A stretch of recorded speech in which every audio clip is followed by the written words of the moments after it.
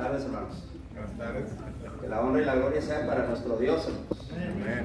Damos gracias a Dios, primeramente a Él, porque nos da esta oportunidad de estar aquí, y agradecerles a ustedes también la invitación, hermanos, para compartir el mensaje de la palabra de nuestro Dios. Pero quiero decirles que me dejaron los temas más difíciles, hermanos. ¿Okay?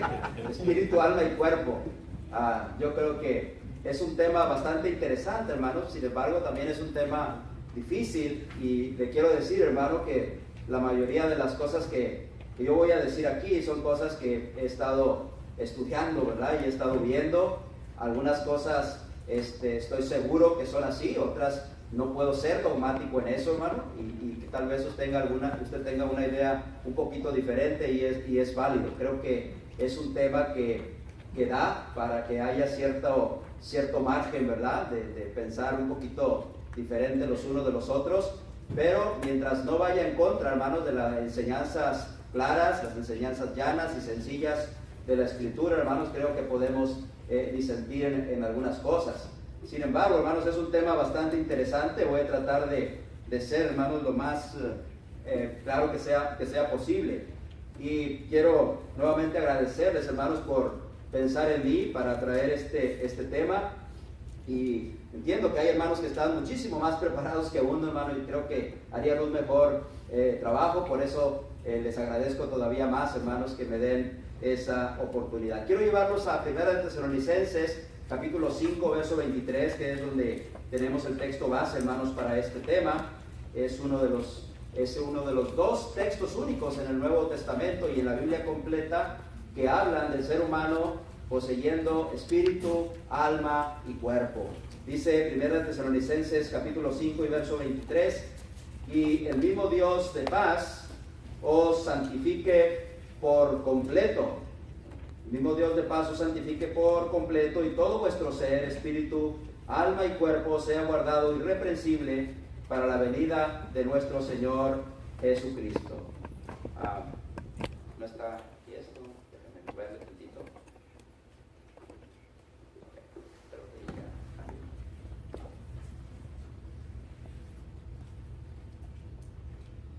Ok, déjame nomás aquí acomodarme con la computadora. Hermanos, el hablar acerca de la composición humana, hablar acerca de su naturaleza, siempre ha sido un tema controversial, pero también es un tema muy apasionante, hermanos. A todos nos interesa saber qué es lo que realmente la Biblia enseña sobre el espíritu, qué es realmente lo que la Biblia enseña sobre el alma. Quiero decirle, hermano, que no es un tema nuevo, es un tema que se ha discutido, creo que desde los tiempos antiguos. Por ejemplo, los filósofos griegos en la antigüedad discutieron mucho tiempo, disertaron mucho tiempo y escribieron mucho acerca del espíritu, acerca del alma.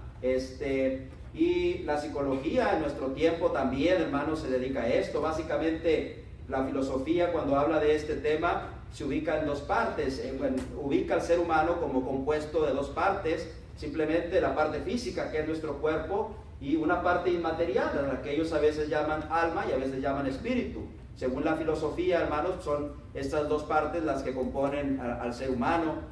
En la psicología, sin embargo, dice que además del cuerpo y el alma, también poseemos la mente, ¿verdad? La mente, las ideas, dice que, y esa es la parte que no tiene nada que ver con Dios, pero que también es parte del ser humano. Sin embargo, hermanos, siendo el ser humano creación de Dios, siendo Dios el creador nuestro, hermanos, entonces nosotros debemos esperar que la Biblia, que de hecho es la palabra revelada de Dios, nos diga o nos describa cuál es la composición humana. Así que para nosotros, más que la filosofía, más que la psicología, más que cualquier otra ciencia moderna, lo que nos debe interesar es qué dice Dios acerca de nuestra composición, de qué estamos hechos los seres humanos.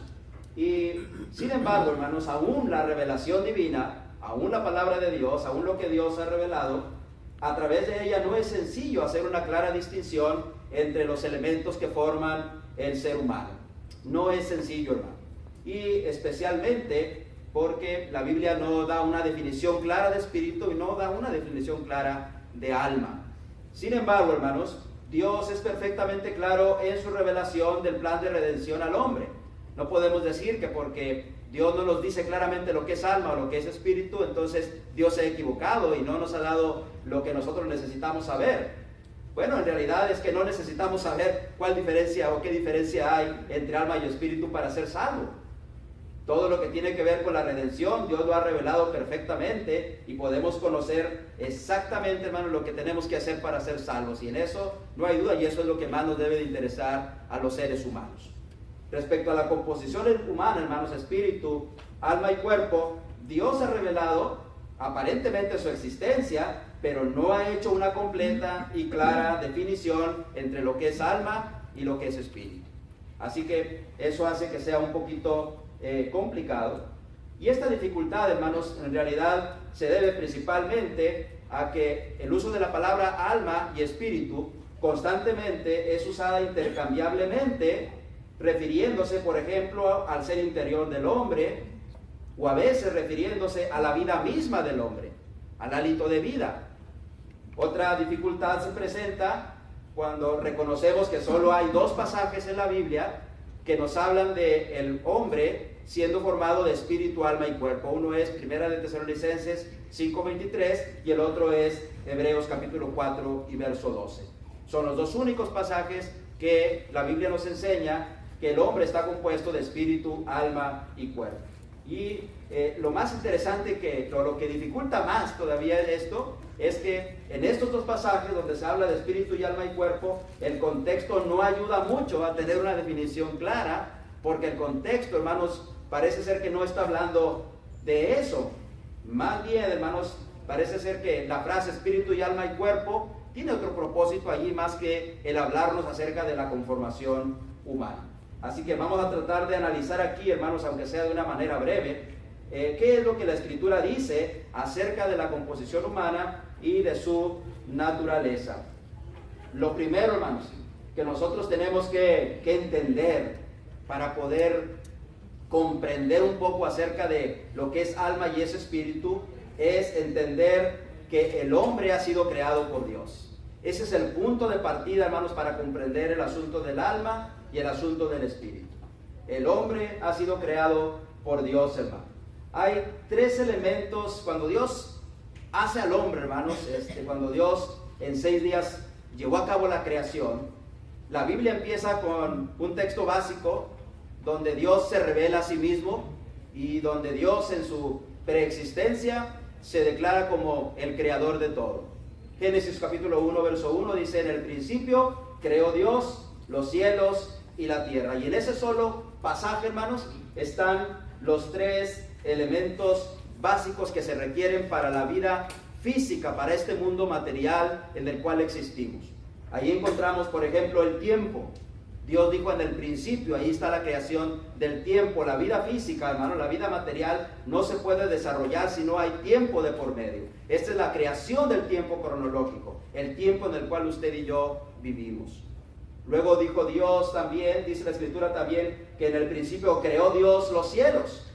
Bueno, esto indica la creación del espacio, los cielos, el espacio, en el cual la vida física se puede desarrollar. La vida física no puede llevarse a cabo sin el tiempo y sin el espacio.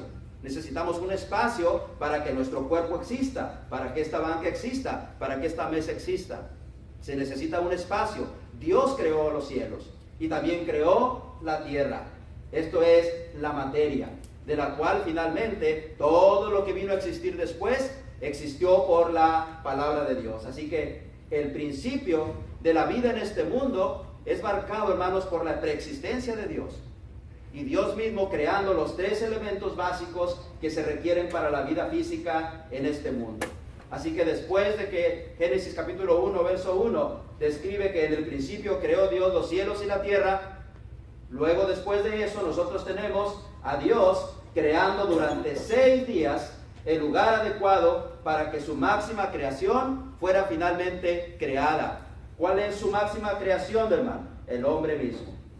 Ahora, cuando llegamos nosotros al libro del Génesis, capítulo 1, encontramos nosotros que el libro del Génesis nos dice varias cosas con respecto a la creación del hombre. En primer lugar, dice que fue hecho a la imagen y semejanza de Dios. Génesis capítulo 1, verso 26 y verso 27. ¿Sí? Entonces, el hombre fue hecho a la imagen y semejanza de Dios. También dice que fue creado varón y hembra. También dice que el hombre fue creado para señorear sobre la creación, según Génesis capítulo 1, también verso 26 y verso 27. También dice la Biblia que fue hecho del polvo de la tierra. Y también dice la Escritura que Dios sopló en él aliento de vida y es entonces que vino a ser un ser viviente, Génesis capítulo 2 y verso 7. Igualmente la mujer fue hecha de una de las costillas de Adán para que fuera su ayuda idónea. Esto implica que también ella fue hecha del mismo material que el varón había sido creado. Esto es a grandes rasgos lo que dice Génesis capítulo 1 y capítulo 2 acerca de la creación del hombre. Ahora, ¿cuál es la parte más interesante para nosotros respecto a este asunto de espíritu, alma y cuerpo? Bueno, sin duda alguna que el hombre fue creado a imagen y semejanza de Dios. Ahora, ¿qué es lo que significa que el hombre fue creado a imagen y semejanza de Dios? Bueno, primero veamos lo que no significa. Lo que no significa primero es que Dios, hermanos, tenga un cuerpo físico. Juan capítulo 4 y verso 24 nos dice que Dios es espíritu. Así que ser creados a imagen y semejanza de Dios no significa que así como nosotros tenemos un cuerpo físico, Dios tiene un cuerpo físico. Dios es espíritu. El espíritu es la contraparte del cuerpo. Es lo que es completamente contrario al cuerpo. ¿Sí? Es algo inmaterial. Dios es espíritu. Tampoco significa, hermanos, el hecho de que, o más bien, el hecho de que Dios es espíritu. También Cristo dijo en Lucas 24:39 que un espíritu no tiene carne ni huesos. Así que eso ayuda a entender también entonces que no se trata de un cuerpo físico. Todavía Isaías también, hermanos, 40:25 dijo que a qué se le puede hacer semejante o a qué se le puede comparar a Dios. Hablando, hermanos, de que Dios, hermanos, no tiene una figura humana. Así que el hecho de haber sido creados a imagen y semejanza de Dios, primero que nada, lo que no significa es que Dios tenga un cuerpo físico. No significa que Dios tenga una figura humana. Ahora, ¿qué es entonces lo que significa, hermanos, haber sido creados a imagen y semejanza de Dios? Hay varias cosas que aquí vamos a ver. Por ejemplo, significa, hermanos, que nosotros tenemos su imagen espiritual. Dios es espíritu. Así que siendo Dios espíritu, a nosotros también nos dotó de una naturaleza espiritual. Pablo lo dice en 2 Corintios capítulo 4 y verso 16. Tenemos una parte espiritual. No somos solamente entonces cuerpo físico, sino también poseemos una naturaleza que es no tangible, que no se puede tocar. ¿Sí? Ahora, esta imagen y semejanza espiritual es la que le permite al hombre tener relación con el Creador. Por habernos hecho Dios, por habernos dotado Dios de su naturaleza espiritual, es que nosotros podemos sentir necesidad de Dios. Es lo que nos hace ser religiosos. Es lo que nos permite también conocer a Dios a través de su palabra. Y es lo que nos permite, hermanos, poder tener una relación con Él. Sin esa parte espiritual no podríamos. Una de las cosas que vamos a ver en la creación es que Dios no hizo esto con ninguno de los otros seres vivos que creó. No lo hizo con los animales, ni con las aves del cielo, ni con los animales de la tierra, ni con los animales del agua, y tampoco lo hizo con los otros seres vivos como las plantas. A ninguno de esa parte de la creación Dios lo hizo a su imagen y semejanza espiritual. No lo dotó, hermanos, de esa naturaleza espiritual que tiene Dios, solamente al hombre. Por eso es que nunca vas a ver a un animal adorando. Por eso es que no vas a ver a una planta arrodillándose ante Dios, o ante lo que la gente de repente en su ignorancia reclama como Dios.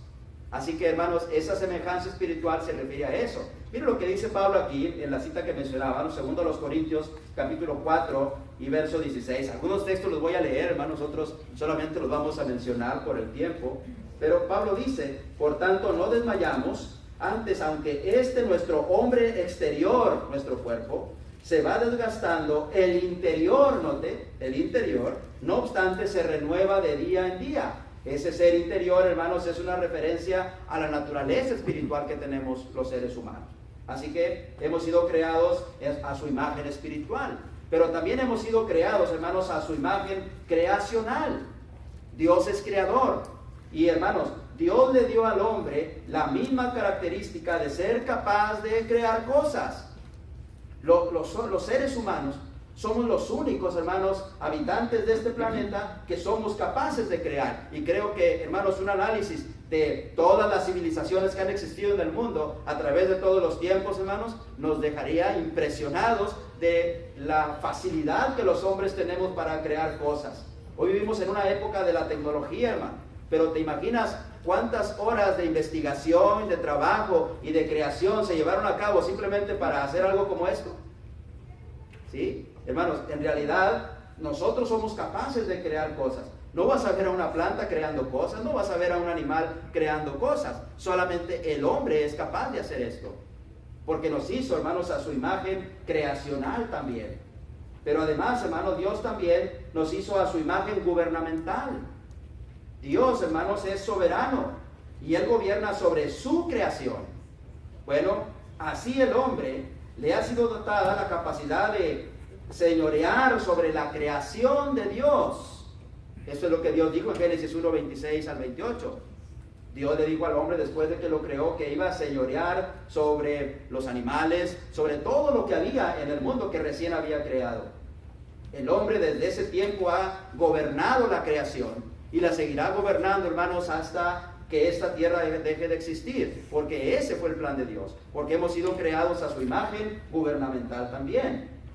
Es cierto que en ese gobierno que los hombres hemos ejercido sobre la tierra, tal vez no ha sido el mejor. Pues estamos acabando nuestro planeta, ¿verdad? A través de la contaminación y a través del mal uso de los recursos naturales que la tierra nos ha dado. Sin embargo, hermanos, todo es producto de ese dominio que nosotros tenemos sobre la creación. Dios es soberano sobre su creación. Bueno, el hombre, Dios lo puso como soberano, como quien se enseñorea de la creación que Dios mismo ha hecho. Ahora, además de eso, hermano, también nosotros tenemos su imagen intelectual. Nota esto, hermano. Esto significa que Dios nos ha dotado de la capacidad de pensar, nos ha dotado de la capacidad de razonar y nos ha dotado también de la capacidad de decidir por nosotros mismos. Científicamente hablando y a través de muchas investigaciones, es posible comprobar, hermanos, que algunos animales tienen un determinado nivel de inteligencia. Pero esa inteligencia es producto del instinto animal más que de una capacidad de razonar y de pensar por sí mismo, lo que sí tenemos nosotros, los seres humanos. Porque Dios, hermanos, nos ha dotado de esa imagen intelectual que Él posee. Claro, el conocimiento de Dios es muchísimo mayor que el nuestro. Jamás podemos compararnos al conocimiento que Dios tiene. Sin embargo, Dios nos ha dotado de esa capacidad. Obviamente, el conocimiento de Dios es muy superior al nuestro por su divinidad. Pero aún así, hermano, le ha dotado al hombre de inteligencia superior a la de cualquier otro ser creado. Y esa inteligencia superior, hermano, es la que nos ha permitido gobernar sobre la creación que tenemos. ¿Sí? Nada más piensa por un momento. ¿Quién tiene mayor fuerza? ¿Un león o un hombre? Es un león, obviamente, hermano. ¿Y cuándo has visto un león que tenga un látigo en la mano y esté dominando a un hombre? Jamás. Porque hay una inteligencia, hermanos, que está de por medio. Porque Dios nos hizo a su imagen intelectual. Eso es lo que nos ha permitido desarrollar el conocimiento humano.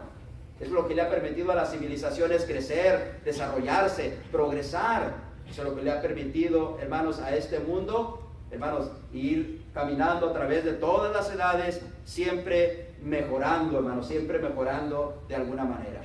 Porque Dios nos hizo a su imagen intelectual. Pero, hermano, Dios también nos hizo a su imagen moral.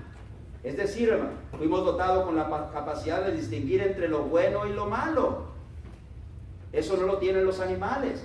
Tú por eso tienes a tu mascota en tu casa, un gatito, un perrito, y él no se anda escondiendo para hacer sus necesidades, si me valen el ejemplo, hermano. Pero tú y yo sí nos escondemos porque hay una capacidad moral que los animales no tienen. Dios es santo, absolutamente santo, ¿sí? La Biblia describe a Dios, hermanos, como santo, ¿sí? Y quiere que nosotros seamos santos también. La Biblia describe a Dios como alguien que no puede ser tentado por el mal ni tienta a nadie, porque Él es santo, moralmente es puro, limpio, sin pecado. Nosotros nos dotó también de eso de esa moralidad. Nosotros tenemos, por ejemplo, la conciencia que aún sin conocer a Dios profundamente, sin conocer la ley de Dios perfectamente, nos redarguye acerca de cosas que hacemos que están mal. Una persona, hermano, puede asesinar a alguien, por ejemplo, y su conciencia le redarguye de eso, aunque no conozca ni jota acerca de la palabra de Dios, porque posee una conciencia, hermano, porque Dios lo ha dotado de su imagen moral. Así que entonces, hermano, pensemos en todo esto. Siendo solo el hombre creado por Dios a su imagen y semejanza, podemos concluir varias cosas. La primera es que el hombre es la expresión máxima de la creación de Dios. El hombre es la corona de la creación. El hombre es lo que Dios creó, hermano, de una manera sublime y de una manera especial. Y es fácil ver el profundo amor que Dios tiene por el hombre al haberlo creado de esa manera tan especial. Pero todavía es más interesante saber, hermano, que Dios le ha dotado al hombre de una naturaleza espiritual que le da la capacidad de poder trascender más allá de este mundo físico o de este mundo material, lo que no hizo con ningún otro de los seres creados. Solamente a nosotros nos dotó de esa naturaleza espiritual para que a través de ella nosotros podamos trascender a la eternidad, podamos trascender de este mundo físico y material a un mundo inmaterial, intangible, a un mundo espiritual al que pasaremos el día que dejemos este mundo. Así que todo eso, hermanos, nos habla de lo maravilloso que es Dios, del profundo amor que Dios tiene por el hombre al haberlo creado de esa manera. Así que entonces, teniendo esa parte espiritual en nosotros, Dios, hermanos, nos preparó con una conformación para seguir existiendo aún después de la muerte. Así que, siendo esta nuestra condición, entonces una pregunta buena que surge es: ¿cómo está conformado el hombre en su naturaleza? ¿Cómo está conformado el hombre en su naturaleza? Entonces, veremos primeramente la composición del hombre, hermano, la composición del hombre. Y primero hablaremos del cuerpo. Bueno, no hay mucho que decir de esto porque todos tenemos un cuerpo. Eso no cambió, ¿no? Bueno, es que... Bueno, mejor ahí le vamos a seguir, hermanos. Para no. Pero está bien, hermano, está bien. Yo lo voy viendo aquí.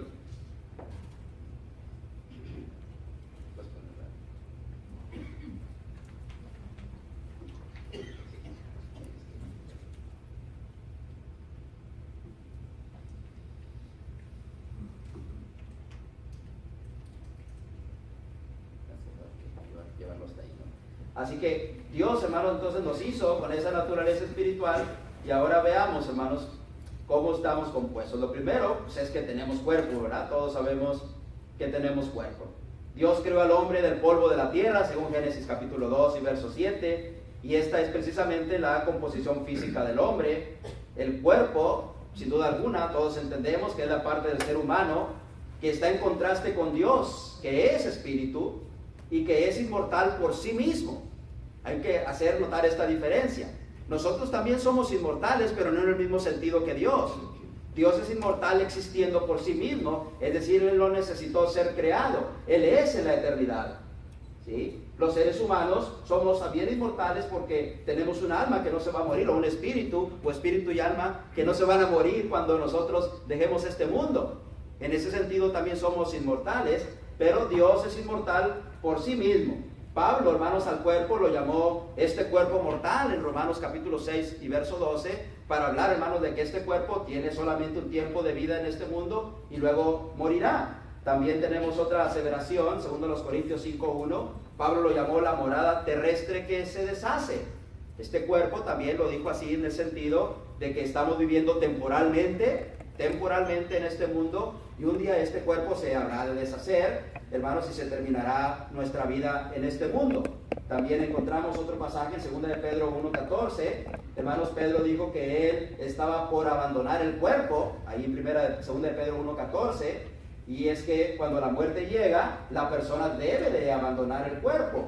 Así que todos sabemos lo que ocurre con ese cuerpo, es puesto en una tumba. 2 Corintios 4:16, Pablo le llamó, como lo leímos hace un momento, el hombre exterior. Y ese hombre exterior que se desgasta con el paso de los años. También es el cuerpo de la humillación, según Filipenses capítulo 3, verso 21, el cuerpo de la humillación nuestra, porque es lo que pasa con el cuerpo, hermano. Ahorita tenemos muchos jóvenes aquí, esos jóvenes están llenos de vida, fuertes, ¿verdad? Guapos, con su pelo completamente negro y todo su pelo en su lugar, pero un día estarán como yo, ¿verdad? Estarán sin pelo o lo tendrán blanco, ¿sí? Y hermanos, ya las rodillas nos empezarán a rechinar, ¿verdad? Cuando subimos los escalones, etcétera, porque es un cuerpo de humillación, ¿sí? Ahora también Santiago le llama que el cuerpo sin el espíritu está muerto, es decir, sin vida. Estos son algunos de los textos que nos hablan acerca del cuerpo. No vamos a ver mucho de aquí en esto, hermano, porque usted conoce esto, ¿sí? Y todos sabemos que los seres humanos tenemos un cuerpo, ¿ok? Y estas son las formas en las que se le llama, pero en todas estas, todas hablan del carácter temporal del cuerpo, de que no es un cuerpo que tenemos para siempre, es un cuerpo que un día, hermanos, se va a volver al polvo de la tierra de donde fue tomado, hermanos. Ahora, ¿cómo está compuesta la parte espiritual del hombre? Eso es lo que vamos a discutir aquí, hermanos, de una manera muy rápida. Bíblicamente hablando, hay dos puntos de vista acerca de esa conformación humana. Un punto de vista es el que se le conoce como dicotomía, que habla, hermanos, que el hombre está compuesto de cuerpo y alma-espíritu, es decir, donde el alma y el espíritu son la misma cosa. Y el otro punto de vista es el que se le llama tricotomía, y eso significa que el hombre está compuesto de cuerpo, alma y espíritu, es decir, que el espíritu y el alma son cosas diferentes. Así que esos son los dos puntos de vista, y aquí, hermano, vamos a tratar de analizar un poquito cada uno. Ahora, respecto a la dicotomía, es decir, respecto a aquellos que creen que el hombre está compuesto de cuerpo y alma y espíritu siendo una misma cosa. Bueno, el principal argumento es que la Biblia no hace una clara y contundente diferencia entre alma y espíritu para poder formar una definición bíblica que sea determinante. Ese es el principal argumento. Así que por lo tanto, las personas dicen, alma y espíritu es lo mismo, porque la Biblia no hace una clara diferencia entre las dos. También se argumenta que la Biblia usa intercambiablemente estos términos para hablar del ser interior del hombre, es decir, de la naturaleza espiritual del hombre. Ese es el otro argumento. Número uno, la Biblia no hace una clara diferencia. Número dos, la Biblia usa intercambiablemente espíritu y alma para hablar del ser interior del hombre, de la naturaleza espiritual. Ahora, de igual manera, estas palabras se usan para hablar de diferentes cosas. Ese es otro argumento también. Y no siempre para hablar de la naturaleza espiritual del hombre. A veces se refiere a la vida misma del hombre, a veces se refiere inclusive a la vida de animales o de seres vivos. Entonces, es importante entender que estos son los principales argumentos de aquellos que creen que el espíritu y el alma son una misma cosa. Ahora, ¿qué tenemos que hacer, hermano? Bueno, hay que hacer un análisis de las definiciones de alma y espíritu para poder llegar a alguna conclusión. La palabra alma, por ejemplo, hermanos, viene del hebreo nefesh y del griego suke, y ambas, hermanos, tienen un significado muy variado en la Biblia. Veamos algunos de los significados que se usan en la Escritura. Por ejemplo, a veces se refiere a una persona. Por ejemplo, en Éxodo capítulo 1, verso 5, dice, todas las personas, nefesh, que le nacieron a Jacob fueron 70. También podemos leer, por ejemplo, en Números capítulo 9, verso 13, si dejare de celebrar la Pascua, la tal persona, nefesh en hebreo, será cortada de entre su pueblo. Así que se usó la palabra alma allí, pero no se estaba refiriendo al ser interior de la persona, sino se estaba refiriendo a la persona misma. Así que a veces se usa así. Ahora, cuando vamos al Nuevo Testamento, encontramos en Romanos capítulo 13 y verso 1 que Pablo dice, sométase toda persona, suke, alma en griego, a las autoridades superiores. Así que entonces, hermanos, nosotros tenemos que a veces la palabra alma se refiere a una persona. Ahora, en ocasiones, hermanos, se refiere a la vida que una persona posee y que es común con otros seres vivos como los animales. Es decir, a veces se usa la palabra alma para hablar de la vida que tenemos. No solamente los seres humanos, sino también los animales. Por ejemplo, note esto. Es decir, se refiere a la vida que deja de existir al momento que morimos. Por ejemplo, en Génesis 1:20 se escribió, produzcan las aguas seres vivientes. Nefesh Khai, es lo que dice en el hebreo. Y note cómo aparece la palabra nefesh en lugar de, traducida con esta otra palabra, seres vivientes. Y no se está refiriendo a personas, sino a los animales de las aguas. Lo mismo sucede cuando se habla de los animales de la tierra. Génesis 1:24, produzca la tierra seres vivientes, nefesh Khai. ¿Sí? Así que allí se usó la palabra alma para hablar de la vida que una persona tiene en común con otros seres vivos. No os afanéis por vuestra vida, dijo el Señor en el Nuevo Testamento. Nota la palabra vida, suké, que habéis de comer. Luego dice también, no es la vida, suké, más que el alimento, Mateo 6:25. Se está refiriendo a la vida que tenemos, hermanos, al aliento de vida, por decirlo de alguna manera. Pablo también lo usa en Hechos capítulo 20, verso 24, cuando dice, pero de ninguna cosa hago caso, ni estimo preciosa mi vida, suké, mi alma, para mí mismo. Se está refiriendo a la vida de la persona. Ahora, veamos otra forma.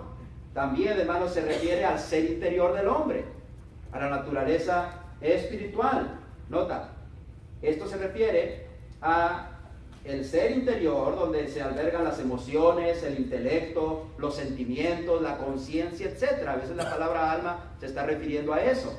Por ejemplo, en el Antiguo Testamento, en Deuteronomio 13:3, Moisés le dijo al pueblo que Israel debería de amar a Dios con todo su corazón y con toda su alma, con todo nefesh, es decir, con todas sus emociones, con todo su ser interior. También leemos, por ejemplo, en Génesis 34:3, que el alma, nefesh, de Siquem, hijo de Amor, se apegó a la de Dina, la hija de Jacob. Se enamoró de ella, hermanos, sus emociones, es de lo que está hablando aquí. También vamos a encontrar más adelante, en Mateo 22:37, en el Nuevo Testamento, que Jesús le dijo a un intérprete de la ley, amarás al Señor tu Dios con todo tu corazón, con toda tu alma, suké, y con toda tu mente. Jesús estaba hablando de que había que amarlo con todas las emociones a Dios. Por lo tanto, hermanos, a veces la palabra alma se refiere al ser interior del hombre. Ahora, también la palabra alma puede referirse a la parte inmortal, a la parte intangible de la persona, es decir, a esa naturaleza espiritual que poseemos los seres humanos. Por ejemplo, hermanos, en Génesis 35:18, cuando muere la esposa de una de las esposas de Jacob, dice que al salírsele el alma, nefesh, murió. Eso, hermanos, habla entonces de la naturaleza espiritual que tenemos, del ser, de esa parte inmortal que es intangible y que está en contraparte con el cuerpo. También leemos nosotros que primero de Reyes 17:21, Elías oró a Dios pidiéndole hacer volver el alma, nefesh, del hijo de la viuda de Sarepta. Así que aquí la palabra alma también se usó refiriéndose a esa parte inmortal del hombre. Cristo también lo dijo, también aquel a quien puede destruir el cuerpo y el alma, suké, porque es en griego, en el infierno, Mateo 10:28. Por lo tanto, hermanos, estos textos, igual Apocalipsis 6:9, Juan vio las almas, suké, de los que habían muerto por causa de la palabra, refiriéndose a la parte inmortal e intangible de la persona. Así que de todas esas formas, hermanos, es como se traduce la palabra alma, o se refiere a todo esto. ¿Sí? Ahora veamos la palabra espíritu. La palabra espíritu en hebreo es ruach, o ruach, y en griego es pneuma. Y hermanos, ambas tienen un significado también muy variado. Por ejemplo, a veces se usa para referirse al viento, y de hecho, ese es el significado básico de la palabra en hebreo ruach. En Génesis 8:1, Moisés la usó cuando escribió de que Dios hizo pasar un viento para secar la tierra, hermanos, después del diluvio. ¿Ok? Y ahí se tradujo por viento. Lo mismo sucede en Juan capítulo 3, verso 8. Jesús dijo, el viento, pneuma, sopla de donde quiere y oye su sonido. Así que la palabra espíritu a veces se usa para referirse al viento, pero también, hermanos, se usa para referirse al aliento de vida, ya sea de hombres o de animales. La idea es que espíritu se traduce como el aliento de vida, hermanos, es decir, la vida misma, la que se termina cuando morimos. Por ejemplo, Dios traería un diluvio sobre la tierra y toda carne, y sobre toda carne en la que hubiera espíritu de vida. Ruach. Obviamente aquí, hermanos, no se refería solamente a los hombres, sino también a los animales. Ahora, en Hechos 17, 24 al 25, Pablo dijo, Dios es el que da a todos vida y aliento, y la palabra ahí Noé, que es la misma raíz de neuma, y todas las cosas, porque se estaba usando la palabra espíritu aquí, hermanos, para referirse al hálito de vida, ya sea de hombres o de animales. Pero a veces la palabra espíritu se usa para, hermanos, a referirse a los seres espirituales, como en Zacarías capítulo 6 y verso 5. Ahí se escribió, estos son los 4 vientos, ruach, de los cielos.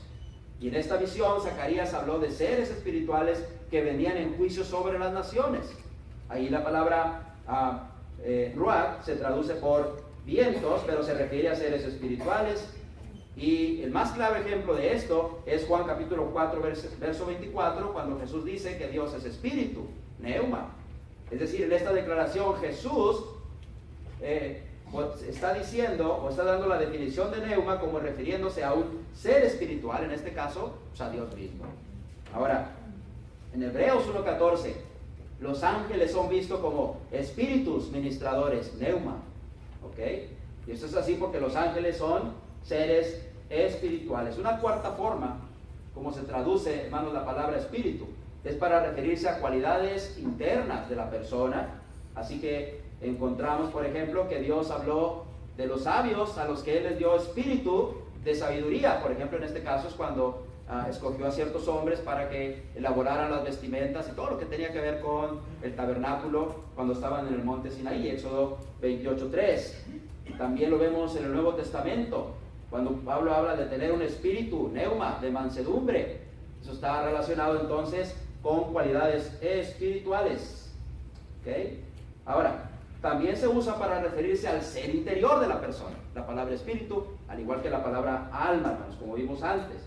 Es decir, esto es lo que la persona misma es.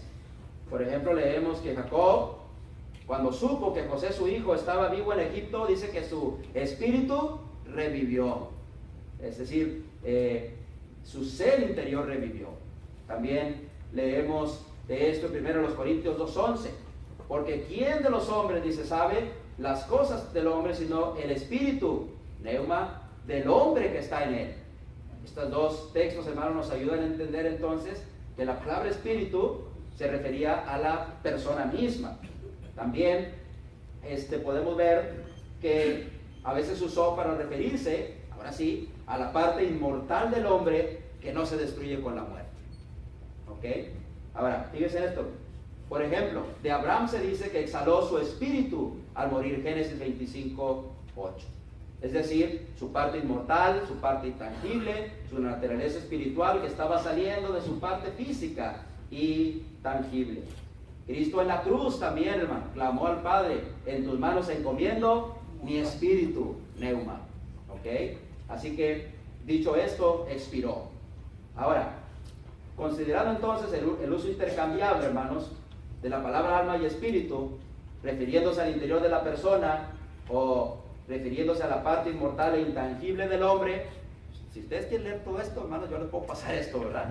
Porque sé que ya no me va a alcanzar el tiempo para verlo detenidamente. O refiriéndose a la vida o al aliento de vida. Y hermanos, todas esas formas se usan intercambiablemente. Por lo tanto, se concluye que la palabra alma y espíritu es lo mismo, según el punto de vista de la dicotomía, ¿verdad? Pero un punto adicional que es importante considerar, hermano, es que nunca vamos a leer del espíritu o del alma como refiriéndose al ser interior de animales. No lo vamos a leer en la Biblia, ni como una parte inmortal e intangible de los animales, ni como cualidades internas de estos seres vivos como los animales o cualquier otro ser vivo. Solamente se usa en relación con la vida misma de los animales que lo poseen, ¿no?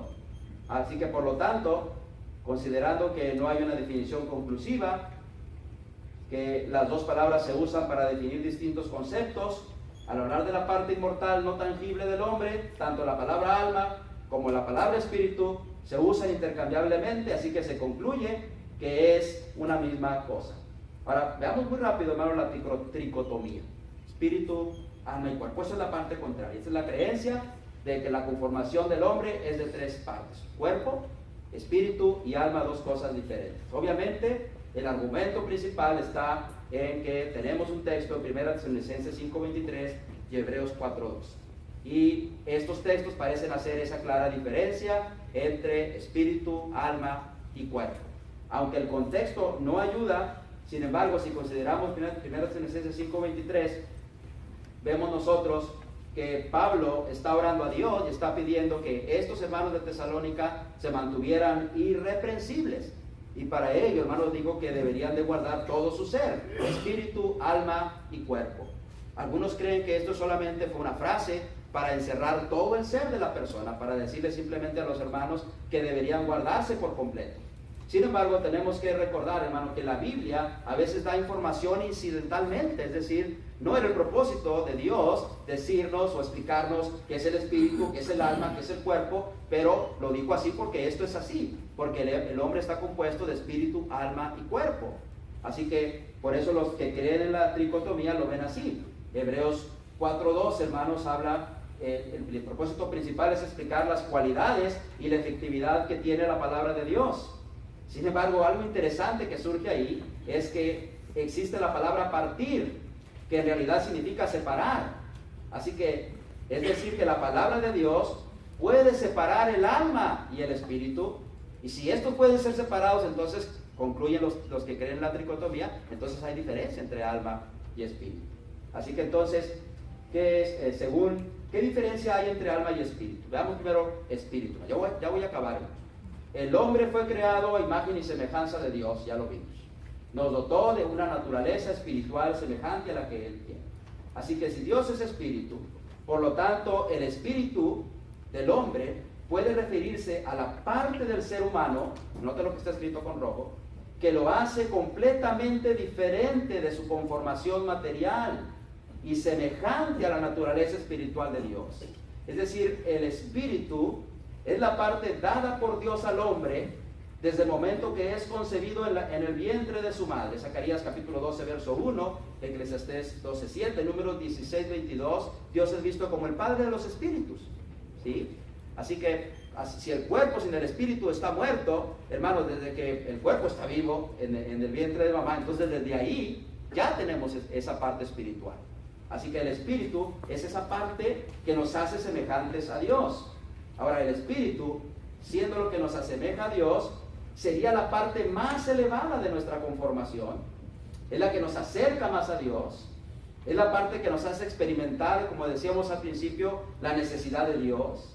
Es decir, lo que nos hace ser religiosos. Decíamos, no hay ningún otro ser creado que esté buscando adorar algo, más que los seres humanos, porque poseemos esa parte espiritual que nos asemeja a Dios.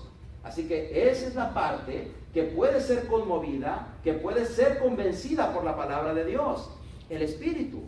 Ahora, existe también el alma. ¿Qué es el alma? Bueno, definiendo esta palabra en sus diferentes formas, como el ser interior, la vida de la persona, o el ser inmortal o intangible, el alma podría ser identificada más bien con la persona misma. Es decir, lo que tú eres, lo que yo soy, con lo que es la persona, incluyendo su ser inmortal. El alma, por tanto, es la parte inferior de la naturaleza espiritual del hombre. Ahí es donde están nuestras pasiones, nuestros deseos, nuestras inclinaciones, que son naturales en el hombre. Es el asiento de todas nuestras emociones humanas. En ella es donde están las emociones, la voluntad, el intelecto y la conciencia del hombre. Es decir, es lo que nosotros somos. Ese sería el alma. En conclusión, hermano, para bajarme ya de aquí, fíjese, hermano, ¿qué podemos decir acerca del espíritu? El espíritu es la parte de la naturaleza humana que nos hace semejantes a Dios. Es lo que Dios nos dotó cuando nos creó. Parte de su naturaleza espiritual está en nosotros. Ese es el espíritu, ¿sí? A veces puede ser entendido como el aliento de vida, ¿sí? Pero el alma es nuestras emociones, es lo que nosotros somos. Cuando nosotros nacemos, hermanos, nacemos con un alma que está absolutamente limpia, porque hemos sido creados a la imagen y semejanza de Dios. Pero conforme vamos creciendo y vamos siendo influenciados por el pecado, nuestra alma se empieza a manchar, se empieza a ensuciar. Por eso nuestra alma tiene que ser convertida. Y esto, hermanos, se logra a través de la obediencia al Evangelio. Cuando eso pasa, entonces el alma del hombre regresa nuevamente a estar en más cercanía con Dios. Pero sin la parte espiritual, sin el espíritu, no podríamos tener cercanía con Dios. ¿Me entendió? Tal vez no. Porque si me pregunta a mí si le entendí, hay cosas que entendí y hay cosas que no. ¿Ok?